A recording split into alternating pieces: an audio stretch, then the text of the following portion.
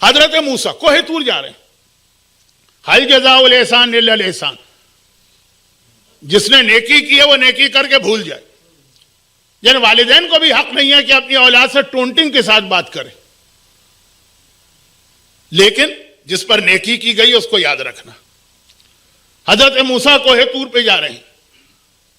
حضرت موسیٰ کو جبرائیل کے ذریعے سے نہیں، ڈائریکٹ اللہ سے آرڈر ملتے تھے تھرو ایک درخت، اور ان کو وہاں جانا ہوتا تھا. حضرت موسیٰ تو گھومتے رہتے ہیں، کبھی کسی ایریا میں کبھی کسی ایریا میں، جہاں بھی ہیں وہاں سے کوہ طور جاتے ہیں. شاید سسٹم یہ تھا شاید کہ منتھ میں ایک دفعہ تمہیں وہاں جانا. اب نئے علاقے سے جا رہے ہیں، ڈیزرٹ ہے.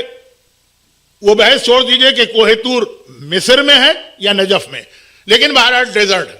مصر ہے تو وہ بھی ڈیزرٹ ہے، نجف ہے تو وہ بھی ڈیزرٹ ہے. اور ڈیزرٹ کے اندر نخلستان یا اوسیس کی اہمیت بہت زیادہ. چلتے چلتے دیکھا پیاس لگ رہی ہے، دھوپ کی وجہ سے چہرے پہ پانی ڈالنا اور فریش ہونے کا دل چاہ رہا ہے. نظر آیا کچھ کھجور کے درخت ہیں اور اس کے نیچے پانی کا ایک چھوٹا سا چشمہ ہے، اور وہاں پہنچے وہ جلدی سے تو دیکھا کہ وہاں پہ ایک زمین پر ایک ایسا آدمی پڑا ہوا جو بالکل اپاہج ہے، ڈس ایبلڈ.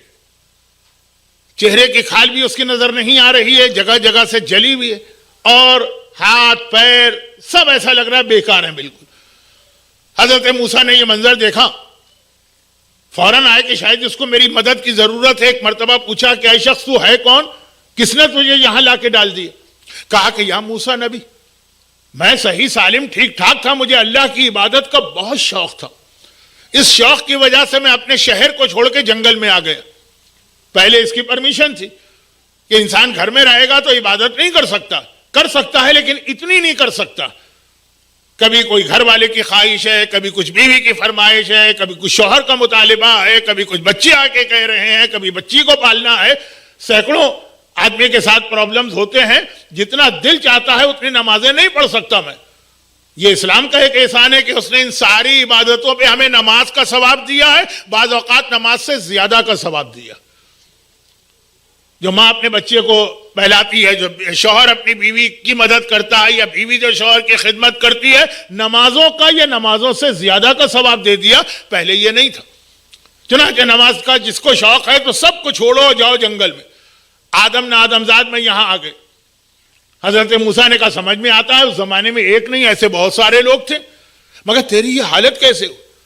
کہا مجھے اتنا شوق تھا نماز کا، میں سردی دیکھوں نہ گرمی دیکھوں، کیسا ہی ویدر ہو، اور اتنے 100 سالوں سے نماز پڑھ رہا ہوں، ایج بھی زیادہ ہوتی کہ جو وضو کے لیے میں اپنے چہرے پہ پانی ڈالتا تھا تو اس پانی کی وجہ سے میرے چہرے کی کھال اڑ گئی ہے. جو میں نمازوں کے لیے کھڑا ہوتا تھا تو اتنی دیر کھڑا رہتا تھا.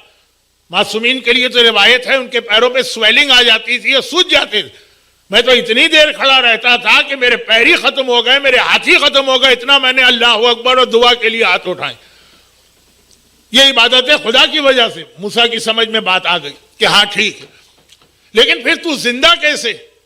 زندہ رہنے کے لیے آدمی کو تھوڑا بہت صحیح فوڈ تو چاہیے ہوتا، بلکہ عبادت کرنے کے لیے اگر کوئی آدمی کھانا کھا رہا تو یہ کھانا کھانا بھی عبادت بن جاتا کہ میں اس لیے کھانا کھا رہا ہوں تاکہ میرے بدن میں اس سے وہ انرجی آ جائے کہ آج میں شب قدر پوری رات نماز پڑھ سکوں.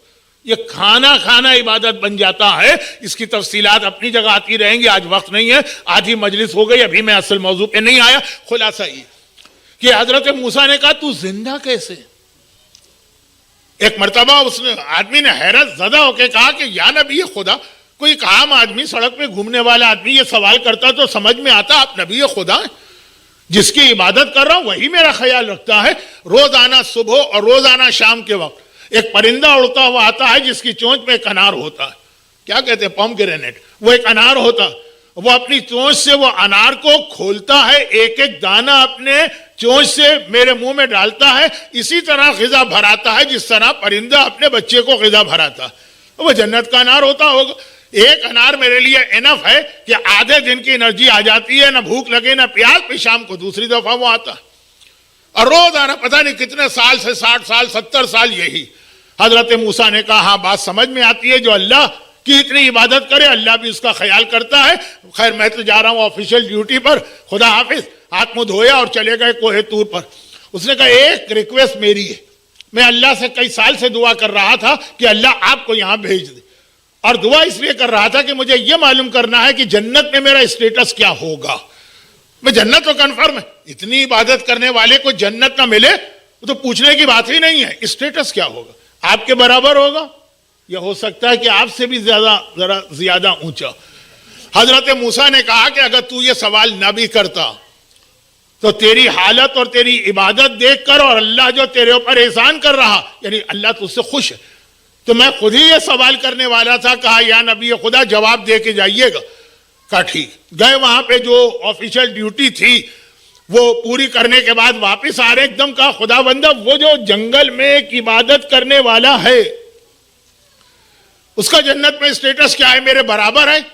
خود حضرت موسیٰ کو بھی ایک مرتبہ یہ کنفیوژن ہو گیا کہ یہ ایک دل میں آ گیا شک کہ کہیں مجھ سے تو اونچا نہیں. کہا کہ اے موسیٰ تو نے یہ کیا سوال کر لیا, تو جنت میں اس کا اسٹیٹس پوچھ رہا, جنت تو جنت, میں نے جنت کی خوشبو بھی اس کے اوپر حرام کر دی ہے, وہ تو جنت کے قریب بھی نہ آنے پائے گا. حضرت موسیٰ ایک مرتبہ چونکے, شوق, خدا بندہ تو عادل ہے. یہ زمانے کے حکمرانوں کا طریقہ ہوتا کہ جس سے خوش ہو گئے اس کو سب دے دیا, چاہے وہ کتنا ہی بدتر انسان کیوں نہ ہو, جس سے ناراض ہو گئے سب چھین لیا, چاہے کتنا ہی اچھا کیوں نہ. تو عادل ہے. آخر کیوں؟ کہا صرف اس لیے کہ اتنے سال سے وہ پرندہ آ رہا ہے اور اس کو یہ ایک انار دے کے جاتا ہے جس کی وجہ سے اس کی جسم میں عبادت کی طاقت. اس سے پوچھ کہ کیا کبھی ایک بار بھی اس نے اس پرندے کو آفر کی ہو کہ یہ کچھ دانے تو بھی چکھ لے. ٹھیک ہے پرندے کو ضرورت نہیں ہوگی لیکن اس کی بھی تو کوئی ذمہ داری ہے, ریئلائز تو کرے. اللہ جو کچھ آپ کو دیتا ہے کسی کے تھرو دیتا ہے نا. جو اکثر لوگ کہہ دیتے ہیں جی اس نے فیور کیا تو کیا کیا, وہ تو اللہ نے وسیلہ بنایا تو نہ اس کو وسیلہ.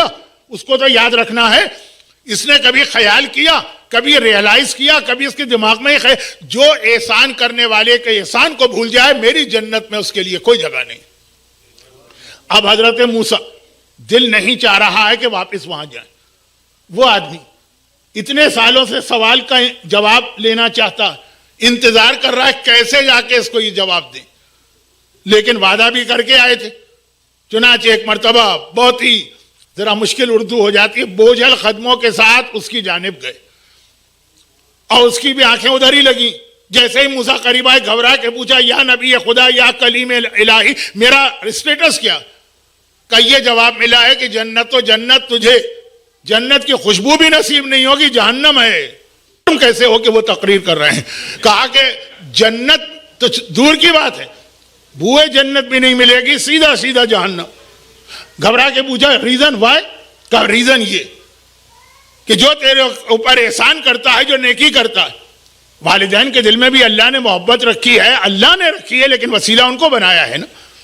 اسی طرح ہو سکتا ہے کبھی کوئی نان بلیور یا کافر آپ کے اوپر نیکی کرے, اللہ نے وسیلہ بنایا, لیکن بہرحال جو وسیلہ, ہمارا مذہب تو ہے نام وسیلے کا. تو کہا کہ تو نے اس کو کبھی خیال کیا. آنکھوں میں آنسو آ گیا, یا نبی خدا. یہ سنسیئر آدمی تھا. بعض لوگ سنسیئر ہوتے ہیں, لیک آف نالج کی وجہ سے غلطیاں کرتے ہیں, تو اللہ پھر کسی نہ کسی طریقے سے ان تک صحیح میسج پہنچا دیتا ہے تاکہ مرنے سے پہلے توبہ کر لیں. کہا کہ یا نبی خدا واقعا میں اپنی غلطی مانتا ہوں. تو اب ایک ریکویسٹ اور ہے, آپ کو زحمت ہوگی دوبارہ جائیے کوہ طور پر اور ایک اور سوال کا جواب لے کے آئیے کہ اگر مجھے جہنم میں ہی بھیجنا ہے تو مجھے اتنا بڑا کر دے کہ پوری جہنم کو میں ہی آکوپائی کروں, کسی اور کی جگہ ہی اس میں نہ رہے, تاکہ باقی سارے لوگ عذاب خدا سے بچ جائیں. اب جہنم کے دو حصے, جو مین جہنم جو ہے نا وہ تو خیر الگ چیز ہے. ایک چھوٹی جہنم ہے جو مومنوں کے لیے بنائی گئی, جو ٹیمپریری ہوگی. جب مومن کا عذاب کمپلیٹ ہوگا وہ نکل جائے گا, سارے مومن نکل جائیں گے, اس کو توڑ دیا جائے گا, اس کو ختم کر دیا جائے گا. جیسے ابھی ہمارے یہاں کووڈ میں بہت سارے لوگ مبتلا ہو گئے تھے تو کوارنٹین کی کچھ ٹیمپریری جگہ بنائی گئی تھی. اب جب کووڈ کنٹرول میں آ گیا وہ ساری جگہ انہوں نے توڑ کے ختم کر دی, لیکن جو پرماننٹ ہاسپٹل ہے وہ اسی طرح سے. تو جو نان بلیور ہیں ان کی جہنم تو پرماننٹ, جو مومنوں کی جہنم ہے, جو جہنم تو نہیں ہے مگر جہنم جیسی ہی, وہ ختم ہو جائے گی. تو وہ والی جہنم پوری میں اس میں چلا جاؤں. موسیٰ گئے کوہ طور پہ, خدا بندہ یہ اس کی ریکویسٹ کا جا کے اس سے کہے کہ میں نے اس کے اس گناہ کو معاف کر کے جنت میں تیرے برابر اس کو اسٹیٹس دیا ہے، کیونکہ اب اس نے سب پر احسان کا ارادہ کیا. وہ کر تو نہیں سکتا لیکن نیکی کا ارادہ خود ایک نیکی بن جاتا. آپ خالی نیکی کا ارادہ کر لیں پھر وہ نیکی آپ سے نہ ہو سکے، آپ کو نیکی کا فل فلیش ثواب ملے گا، اور نیکی کر لیں تو 10 ٹائمز مشہور روایت. تو ایک پرندے کے احسان کو بھولنے والا اتنا بڑا عبادت گزار اور جہنم میں جا رہا. تو جس نے پوری انسانیت پر احسان کیا، جس نے ساری کائنات پر احسان کیا، جس نے پورے اسلام پر احسان کیا، جس نے قیامت تک آنے والے انسانوں پر احسان کیا، کربلا کے اس شہید کو ہم کیسے بھول سکتے ہیں؟ ہم کوئی اس کا حق ادا نہیں کر سکتے.